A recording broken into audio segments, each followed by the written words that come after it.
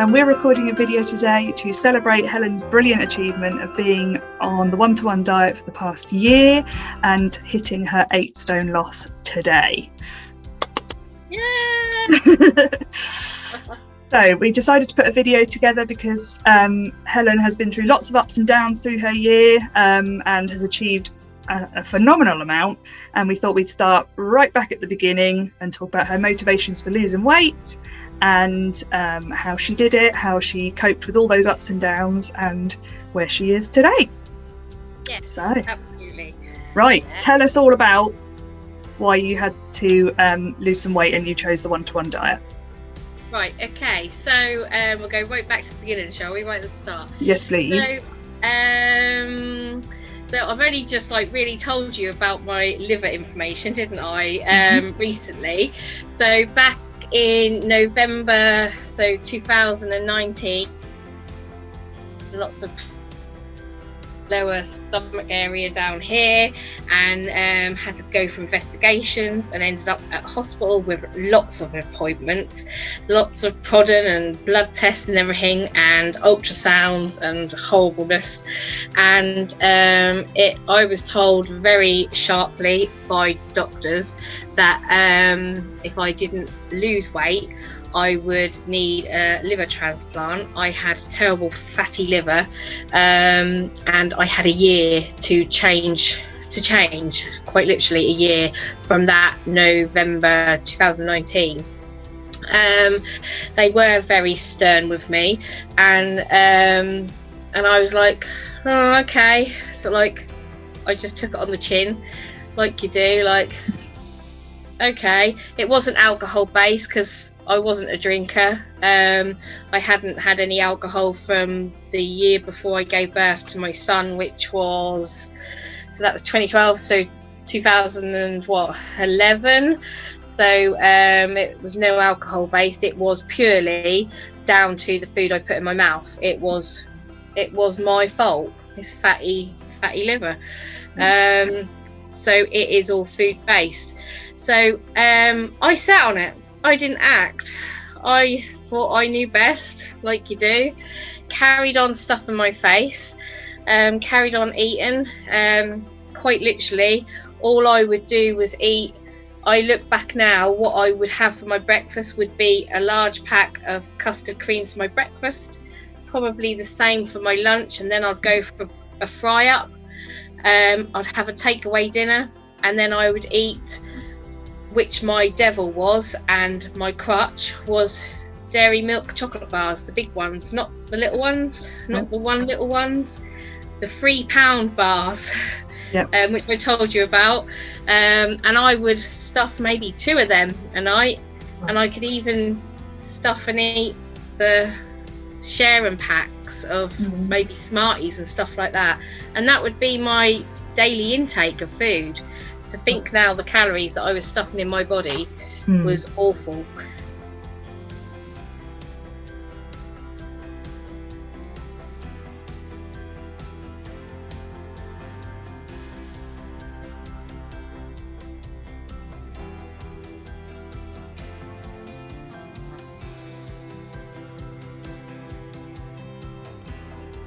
And I would carry on eating like that. I would carry on destroying my body, feeling very down and depressed regarding it, thinking, oh, it'll just change itself. It won't do any good. I had fibromyalgia, or I do have fibromyalgia and ME, feeling down about that, taking tablets for that. I still do take tablets for the pain, but I think I was just destroying my body because I just felt rubbish and crap. And can I say crap? I just said crap. It's not live TV. I just felt rubbish about myself, and I just thought, oh, that will just improve itself. But as the time went on, the pain was getting more, and I knew I had to do something. I knew I had to change. I couldn't do activities with my son. I couldn't do anything I wanted to do. I felt awful, and I knew something had to give.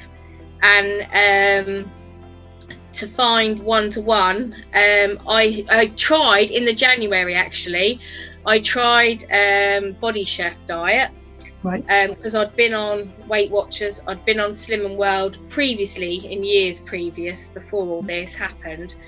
I'd tried Slim Fast, all of them, and failed miserably. So in the January, I thought I would try Body Chef, which is where the meals are pre-made and delivered to your door. Yeah. I thought I'd do good. I lost just a couple of pounds in about a month, which was absolutely rubbish. So that made me feel even more rubbish and more of a failure that I couldn't do this. And so then I carried on just the way I was before, putting on more and more weight until I got to this time last year. But it took me weeks to actually pluck up the courage and pick that phone up. Right. I searched, I found you on the website, I searched the one-to-one diet, and I then found you. I scrolled through the list like people do, and I knew I was going to go to you, but I still was so scared. I can remember, because obviously that was only a couple of months into the first lockdown, so things were still very serious. We all had to carry letters with us in case we were pulled over by the police to prove that we were out doing, you know, work for deliveries of the products. It was like that, so it was a weird time. And I can remember coming to your door and you being very, I mean, I didn't know obviously a difference, that was just who you were to me, but you were so very quiet and shy and reserved. Wouldn't recognise you now. So much difference in your confidence. And it doesn't matter about the difference in how you look, just in your whole personality, and you're so bouncy and happy now. But so underconfident definitely when you first started. But you know, when everybody or a lot of other people were really struggling and they were turning to food to cope with the change in like being furloughed or whatever else was their situation, obviously children off school and things as well, you did the opposite and you decided that was your time, didn't you? Yeah, absolutely. I thought, this is it. This is because I think I knew that if I didn't do something now, the fact that we were in lockdown, I'm just going to put on more and more, and this would be, I'd fill the cupboards up with rubbish, and this would be it. Hide away from the world, because everybody was just shut in, weren't they? And I thought, this is my time now to emerge like a butterfly after. That's how I felt, I think. And I definitely did. And I just went for it. I didn't tell hardly anyone I was doing it. I kept it to just main family, and I just went for it. And I just planned everything. But you were very, very, very to the letter, weren't you? I've got some dates here. So you started on the 19th of May this time last year. Your first stone, you hit that by the 13th of June. Then the second stone was the 14th of July. The third stone was the 11th of August. So these are all less than a month. It's amazing. And I had days, didn't I? My birthday, I just just went through the whole lot. I missed the cakes and everything. I just went for it, didn't I? You were so dedicated. Your focus was just amazing. You hit 4 stone on the 15th of September, and that's when I mentioned to you, would you like to think about doing consulting yourself, because you were just having the most amazing, brilliant, positive experience of your own. Did you ever think about doing something like this? And obviously you spent a few weeks, you were very, very unsure of yourself. You used to say to me all the time, do you think I can do it? Do you think I can do it? I was like, of course you can do it. Not of course you can do it. For that. So after a few weeks of thinking about it and seeing about whether it would realistically fit into your life, you did some training in sort of early to mid-October, didn't you? I did, training. You also hit your 5 stone on the 20th of October as well. Yeah. And then alongside starting up the business and starting to advertise and see and support your own clients as well, you were still going, and you hit your 6 stone on the 20th of November. And then we went through Christmas and New Year. And then January was a really difficult time for you, wasn't it? Very so difficult. From New Year's Day onwards, your mum was in hospital with COVID in intensive care. And she seemed like she was going to be okay, but it was going to be a very long process. And on the morning of the 19th of January, you hit your 7 stone loss. didn't you? Yeah, And it was right. a super celebration. We were all excited. Huge celebration. And within about 4 hours, we got the awful news that Mum had passed away. Yeah, Mum had passed away. And it was just the most awful day of a real massive high on your own personal achievement, and then having to come to terms with that and everything that goes with that. So do you want to tell us about how you approached the diet side of things, like immediately from that moment, having hit that high but not wanting to turn to food perhaps as you might well have done had you not been focused on the diet? Yeah, it was such a high. And also, like, from the New Year's Eve, she went in, so it was like, of course I couldn't see her, sort of thing, because she was in intensive care and corona, and we could talk via WhatsApp and videos and stuff, but then as soon as she went into the coma, that was it. We lost all contact with Mum, so it was very stressful time. I didn't want to come off the diet or anything because I'd done so well, and I know that when stress hits me at any point, I always turn to food. Chocolate was my crutch for years, and I knew that if I let that come into my life, that would be it. Bang, I'd lose myself totally. And so even before Mum passed away, and it was very, very up and down with Mum. 1 minute she was sitting in the chair, next minute she was out of it. So I was planning from that moment, because we didn't know which way it was going to go, that I must step up on the plan. I must step up because I needed the more calories to keep my body functioning well, like mentally as well, really. Because there was a lot to take in, a lot of doctors and nurses and phone calls and family as well to talk to. So I stepped up on plan. I kept myself the calories going, and also when Mum died, that was a hell of a shock. Even though she went into intensive care and into the coma, and on life support, it's still a hell of a shock for Mum to go at such an age, sort of thing. She wasn't old. No. And to think how that just hit us all. But I just kept going. I kept on the diet. It kept my mind focused, and also I had clients as well. That kept my mind focused too. I just kept my plan in place like I do every day with my products and my food. It kept me on track. I could have easily slipped off.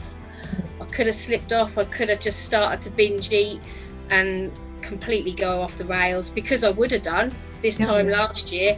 I would have gone to the shop. I would have pigged out on chocolate and stuffed and sat in it in the car and secretly eaten, because that's what I would have done. I would have gone and got loads of chocolate, stuffed it in the car, and nobody would have known. I would have gone to McDonald's, stuffed it in the car, and nobody would have known. But I'm so pleased that I never done that. I was like, no, I must keep the plan. I must keep myself on track all the way, because if not, I would have completely gone off the rails. With that. And I'm pleased it did. I'm pleased I did keep myself, because if not, I would have lost it, sort of thing. I would have lost myself that way, and I think I would have let myself down after all the hard work. And you know, and you sort of wanted to continue it because you'd worked so hard, but sort of for your mum really as well, didn't you? Absolutely. I remember you. Sorry, go on.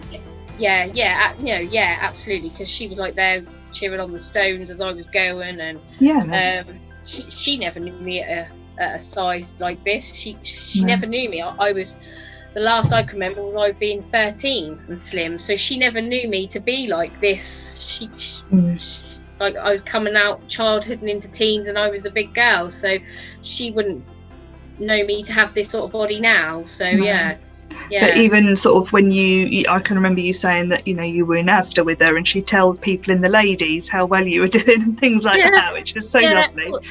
She's like, oh, look, my daughter, and like, look, my daughter, look, she's doing the 1-to-1, and she's now going to be this, you should go with her. And she'd tell everybody. And like, I've even got a client who was one of her friends who she's now with me, all due to my mum, but she didn't want to join up straight away because she knew my mum had passed, so she waited a couple of months before she got in contact with me. And that's all due to my mum. Yeah, that's lovely. She waited because mum passed away, but she said I would have done it earlier, but because your mum passed away, I didn't want to get in contact. So all due because mum constantly talked about it. Yeah, putting it out there. Yeah, exactly. So the last thing you want to do is go back on it, as easy as it would have been, because you wanted to carry on for her as it is as much for you, isn't it? Yeah, absolutely. We were talking about how mum had been recommending clients to you, and they've been waiting a couple of months for things to, settle back down again, and and then you stepped up. So which step did you stick to during that period? I've stuck to step 2 since then. Step 2, so it's still quite low, considering, but it gives you the opportunity to have a meal every day. I've been having meals every day. I keep going on off the step up meals. I was going to say, myself. Good, aren't they? But I have, I think my body's really reacted the last few months. It's quite maintained a lot. There's been lots of stress sorting things out, like the funeral, and then sorting things out after that. So it has been quite stressful, and my body, it hasn't put on the weight, it has maintained, and then it's been slowly losing this last stone to the 7 to the 8. This has been the longest and the worst stone to lose, the 7 to 8. It has really took time, hasn't it? It has, but I bet it's given you the most satisfaction when you've hit it today, though. It has, But the harder you work, the more satisfaction you get, don't you? Oh God, yeah. To think how things have changed, where I was losing so quick at the beginning, but then at the beginning I'd never would have thought come January I'd lose mum and be under that sort of course not, strain or stress or anything like that. So but to not put on and to keep slowly losing, even though it took a lot longer, and building the business as well alongside all of that as well. I'm super chuffed with myself, sort of thing. So you should be. Definitely, because not only did you have to get yourself and your family through what you were dealing with personally, but you felt you had the responsibility to your clients. We all rallied round, but you still carried on with supporting them, and you still did your deliveries. You were absolutely amazing, and you've got some really successful clients. You've got a lady who's just got to her 6 stone, is that right? Yeah, she joined November time, and she's now hit 6 stone. That's only 6 months, isn't it? And she's wow. She's doing that for a wedding. She's getting married in 22. So Oh, brilliant. What step is she doing? What? She's the same. She's step 2 now. Oh, okay, brilliant. So and she do lovely meals. She sent me her pictures. She sent one last night. So she does lovely meals. So brilliant. That's good. So that's all good. All going really well. You've done really well to keep the focus for weight loss on yourself, as well as putting all your time and support and attention into other people as well, because it's very easy when you become a consultant to put all your focus into other people and lose sight of what you're trying to achieve. And you haven't done that, and that's really brilliant. No, I've just kept focus, I think, and it's really helped with losing mum as well. It's kept me focused. It's kept me. I think if it wasn't for this business and doing the one-to-one and helping other people lose weight, I think I would have gone off the rails, to be honest. I think I would have stuffed myself silly, put on loads more weight. I'd never be feeling the way I am now. I feel so much more positive in a way, helping other people than I feel really nice. I've got a worth, sort of thing, to help people. You've definitely found your purpose, haven't you? You slotted into this sort of supportive role for other people so quickly, easily and smoothly. It's just like you were born to do it, really. Get some brilliant responses from people. I know how it feels to be where I was this time last year, and think there's no help for me, or there's to to know how it feels like to pull a seatbelt constantly around you to clip in, or can't fit my bum in a swing, or like when I wiggled on a chair recently when we sat outside in the garden chairs, and things like that. And I haven't mentioned this to anyone yet. I had, it's going to sound hilarious to people who don't realise, but to them who do, they'll get it. A bath, okay? A bath. When I was really big, getting in the bath, I used to sort of like feel like I stuck to the sides, and like you couldn't wiggle about, and think like you couldn't really have a proper wash and stuff like that, okay? But since losing this weight, I'm like, oh my God, the bath's got bigger. I feel tiny. I feel tiny in a bath. It sounds scary. And now, like I showed you earlier, I've got all these lovely scented bath stuff. Yeah. And I can treat myself now to things like that, where normal people who are like really slim are like, what are you talking about? But when you're a big person, these things matter. And trying to get out of a bath, being big, is so hard. It's really difficult. Your knees hurt, everything. I know I've got the fibromyalgia and ME, and that pain will never go away, but the walking, like I've said to you before, the walking on sand, I used to feel like I was digging giant holes every time I walked, and I hated walking on sand. But now I'm like, dump, dump, dump, dump, and walking really lovely. I love it now. I love going down to the water's edge and then walking back up. It's these little tiny things that you notice are different now compared to when you were bigger. Because you used to sometimes have to walk with a stick, didn't you? A walking stick. I did. I had to have a stick because my knees would buckle away from me because of the weight I was carrying, and because of the ME pain and the fibromyalgia pain. But that was also due to the weight that I was carrying was causing more pain as well. The pain is still there in all my joints and everywhere, but the weight that I was carrying just weren't helping, and I don't need that stick no more. They were even my mum went round all the mobility places. She was going to buy me a mobility scooter. She was going to buy me one of them before I started one-to-one. And when we went on holiday, we went for a break down to Southend and Colchester Zoo, and then we went further down. They actually hired me a scooter around Colchester Zoo because I couldn't walk around Colchester Zoo. No. Because I was that big, and they hired me one for the day. And Southend Pier, because we wanted to go. And I know there's a train, but they wanted to walk it, so they hired me one. And that proves how big I was, because I wouldn't have been able to walk it.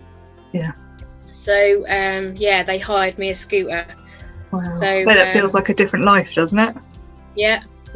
And then they were looking someone else. They were looking into buying me one permanently, so I could have one. Because when I used to go Norwich shopping, I couldn't do any more Norwich shopping for any more than an hour walking around the city because I was exhausted.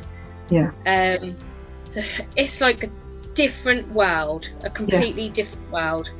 So much is opened up to you, and well, once it's available to do, hopefully very soon, you'll be able to really get out there and live your best life, as they say.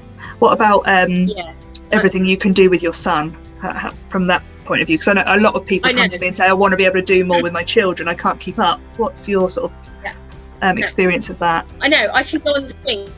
Yay. I can get my bum on a swing now. I can go down the slide with him now. Lovely. I can do things with him. Like when he say, will you jump on my little wheelie scooter with him? I can actually go on there now, knowing that the base is not going to bend. Oh, bless you. And I bet he loves that. Can he tell the difference? He can tell the difference, He go, I can get my arms around you now, mummy. He couldn't do that before. Absolutely. So that's just them little things. Makes it all worthwhile, doesn't it?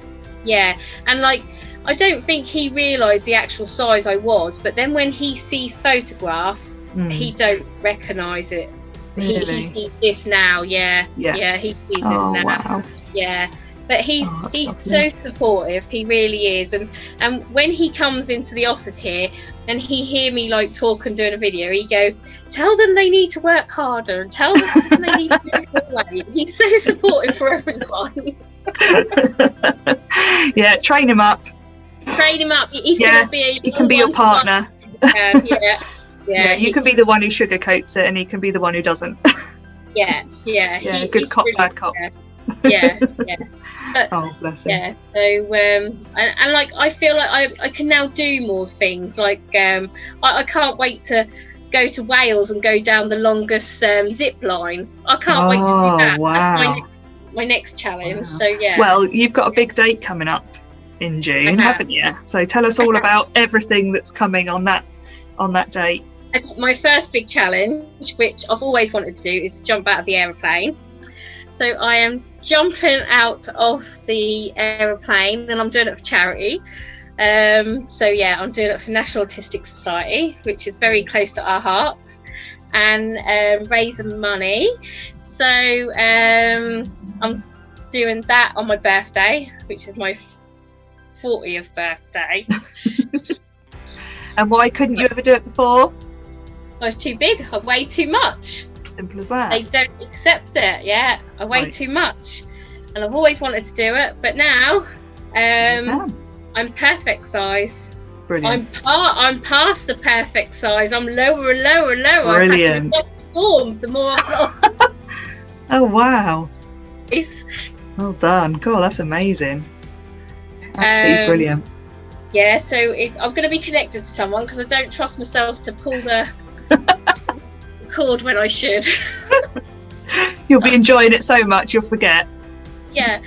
So that's my first big challenge. Yeah. Amazing. Yeah, so you're going to do that one. Then you're going to go to Wales and do the longest zip line in the world. Is it the world? Yeah, in the world. Yeah. That's what are you going to do after that? Oh, I don't know. I don't know. I'm going to have to find out. But all these things I can't wait to do. I just can't wait to do. And I want to go to Thetford Forest and do all them. You know where they. Oh yeah. And you go climb up trees and across. I've always wanted to do that, but I've always been too big. Yeah, I've always all been these experiences that have the harnesses and stuff. Yeah. Oh, of course, yeah. So many experiences opening up for you to make the most of it. They say life begins at 40, and I think yours definitely will. Oh God, yeah. I just can't wait now. I can't wait. Yeah. Brilliant. It's going to be an amazing day. Yeah. Fabulous. So what's the plan going forwards from now then? So you're at 8 stone loss. 8 stone now. Right, I'm now going to go for my 9. Okay. So I'm now weighing, can I say, is that right? So I'm now weighing. Whatever you want to do. So I've gone from 21 stone 2 to 13 stone 2. So I never had a goal in mind, did I? I just go the first £7 and then I've gone from there. I've never had any big goal in mind. So my next one is to go for 9 stone. I never want to go any lower than about 10 stone because I am aware I've got loose skin.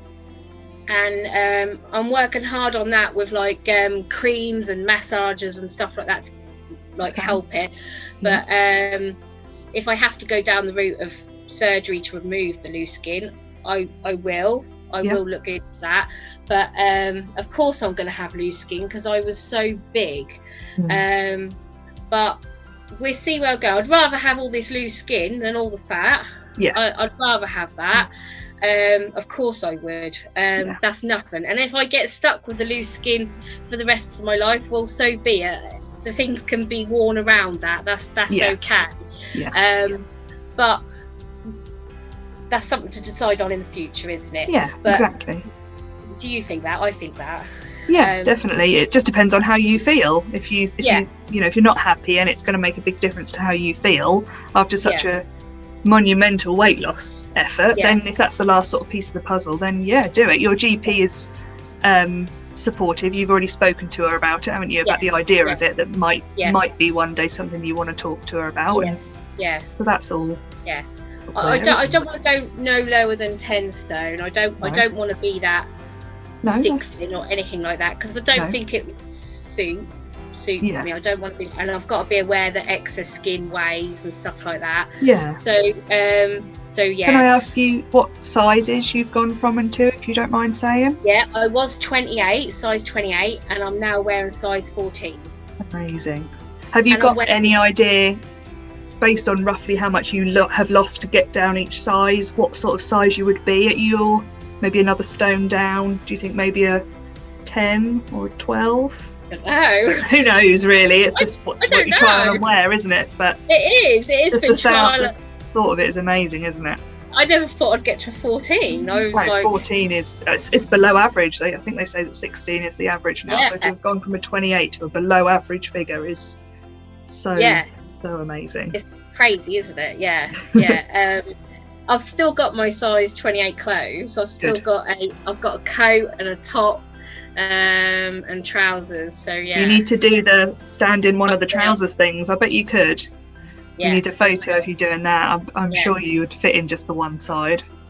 And to think of, I'm wearing tights now where before I never could. So I'm wearing tights now, and I got myself a pair of jeans, which I could never really get into, like jeggy jeans and stuff like that. And dresses.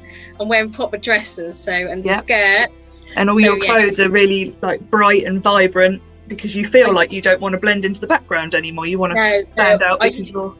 I used to be completely black clothes, everything. Now, on my last shopping trip, I went everything colour. As bright as possible. Everything's colour. So, I don't want to be behind everyone now, because always, if you look at all my photos, I'm behind everyone, or somebody's in front of me hiding, or I've got a scarf over me hiding. I don't want to do that no more. I want to go, here I am. Yeah, look at me. Look at me, you deserve to. Yeah. I mean, you've lost 8. That's all right. You've lost 8 stone in 12 months. You can say that out loud as of today. I know, yeah. What a thing to be able to say. I mean, in any period of time, to have lost 8 stone is amazing, but to have done it in 1 year to the day is just mind-blowing. It really is.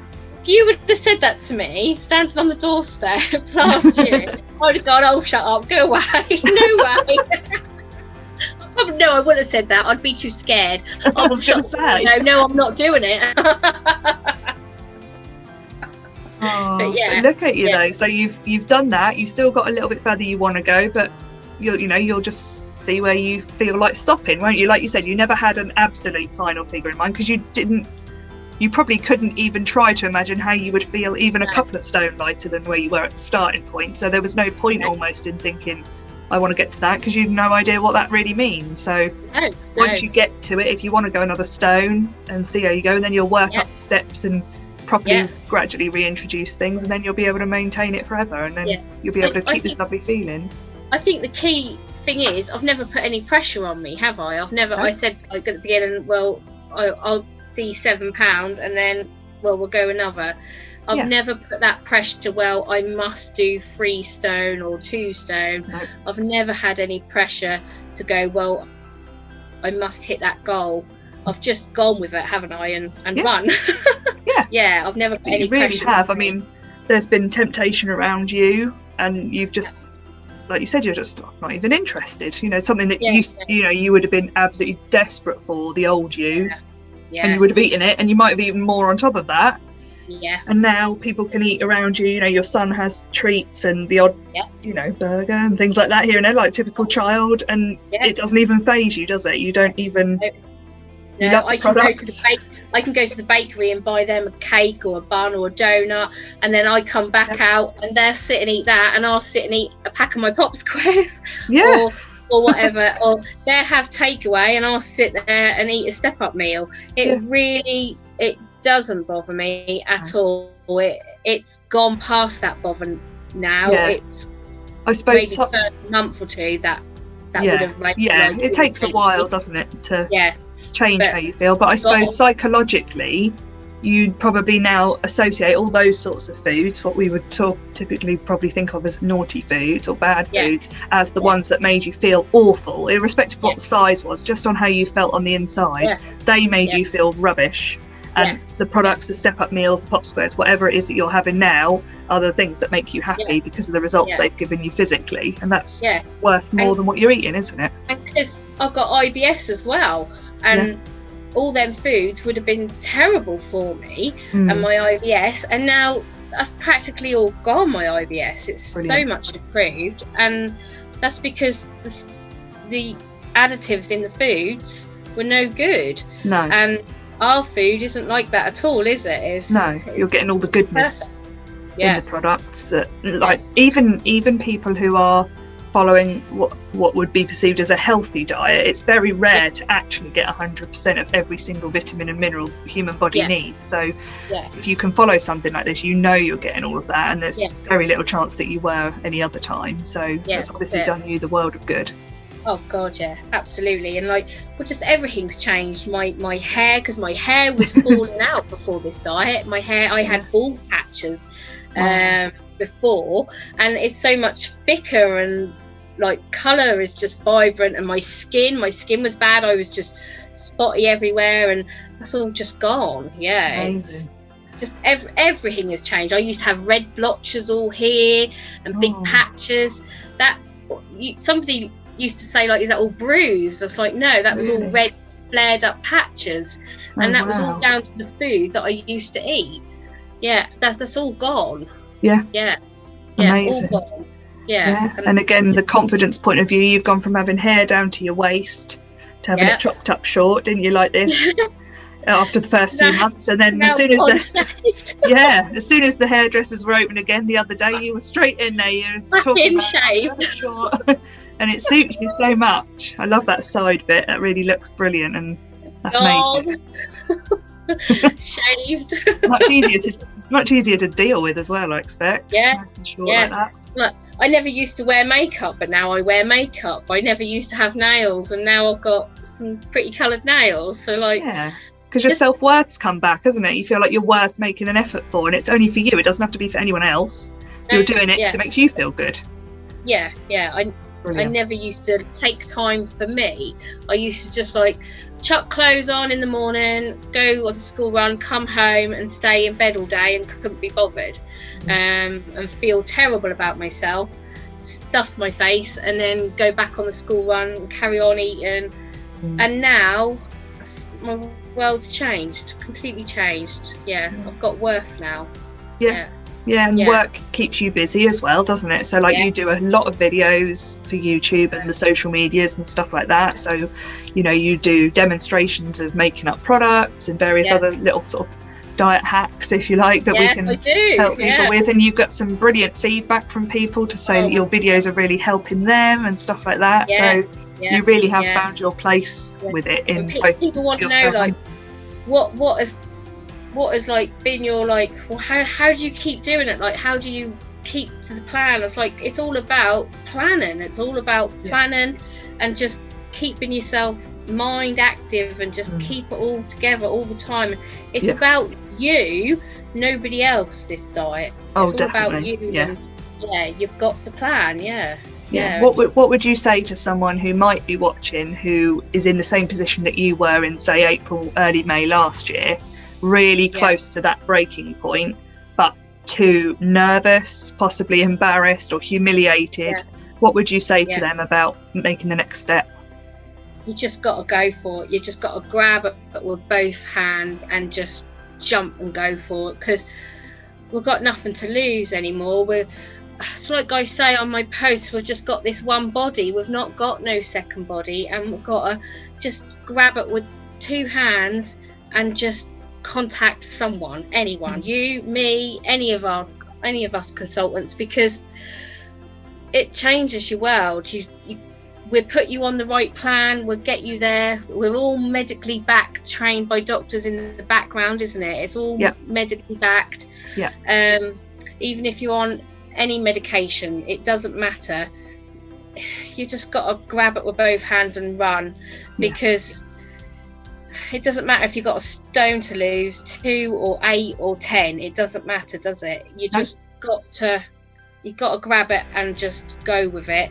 Don't be ashamed. Don't be frightened and scared. I was so scared, and like I can remember that first phone call, and then you rang me back so quickly, and you went, "You need to do this, and that.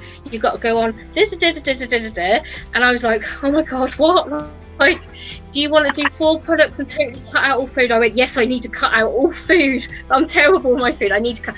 Right, well, you can pick this and you can swap any products. I went, oh, that's good, like this. I need to swap the products.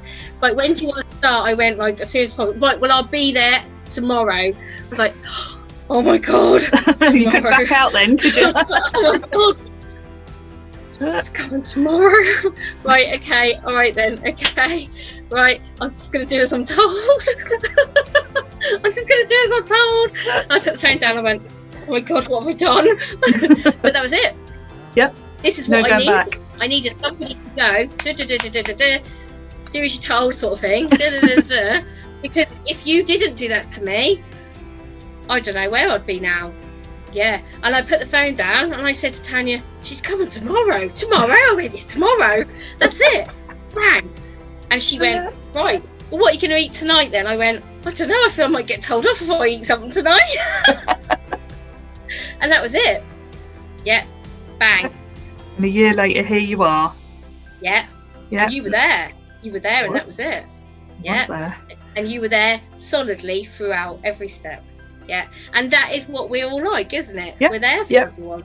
Yeah, that's genuinely what it's supposed to be about. And since the pandemic as well, the way we're able to work has really opened up. So it used to be literally just, it had to be face-to-face, one-to-one, either in our office or home office, or we would go to someone else's house, and that was that. But because of the pandemic, we can now do things virtually as long as we see you face to face. So there's also the option that if you can't, if you live somewhere and you've tried contacting people before, there's always new people, so there's always the chance you find someone locally now anyway, even if you didn't get on with someone before or anything. There's so many of us to choose from. But if not, you can pick anybody from the web page or their social media, if you like their presence on social media, whatever way you want to do it, and we can support you that way and do deliveries now. So it's so much more open. So those sort of options there as well, there really is no excuse. and I think that's what people need. They need somebody to be like because they need the help, just like I did. And I thank you so much for like helping me right at that very beginning, because I would have backed out if that was somebody who was like, oh well, you think about it for 2 weeks. I would never have come back to you. I would.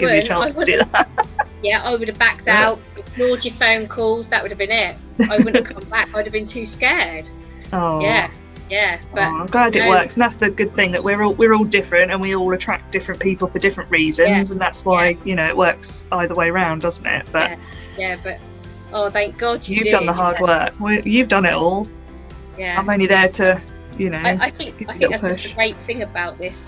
We're there for everyone, isn't it? Yeah, we're there. Yeah, so that's the whole point of it. And most people who come to this diet have had experiences with some of the more mainstream diets where you get maybe a group session once a week or something that literally, just like you said, the one you did, where the food is delivered to your door, but you don't necessarily get one-to-one support, and you certainly don't have the option of face-to-face one-to-one support, and that I think is, and people come to this because they tried all those other avenues and for whatever the reason it doesn't work, and they do need someone to hold them accountable, and that's if they need that sort of strict teacher sort of role, then that's what we're here for.